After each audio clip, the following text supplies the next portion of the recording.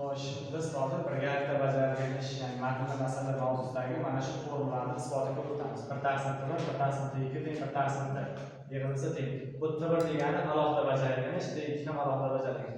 Ikkalasi birgalikda qancha vaqt? Misol uchun, Murod 1 soatda 10 ta detal tayyorladi. Zafar 1 soatda 20 ta detal tayyorladi. Ikkalasi birgalikda nechta detal tayyorlaydi? Ya'ni bu yerda t1 ning ma'nosi bu birinchi shaxsga. Birinchi shaxs, misol uchun 1 soatda qanchalik detal tayyorladi desa, 1 soatda qanchalik detal tayyorlansa, demak ishning 1 taqsim t1 qismi bajarildi. Butun ishning 1 taqsim t1 qismi. T2 esa ikkinchi shaxs haqida gap ketyapti. Ikkinchi shaxs ham 1 soatda qanchalik detal yasadi va u ishning 1 taqsim t2 qismi tugadi, bajarildi. Agar ikkalasi birgalikda desa, birgalikda t soatda deb kiritamiz. T soatda ikkalasi butun ishni tugatdi.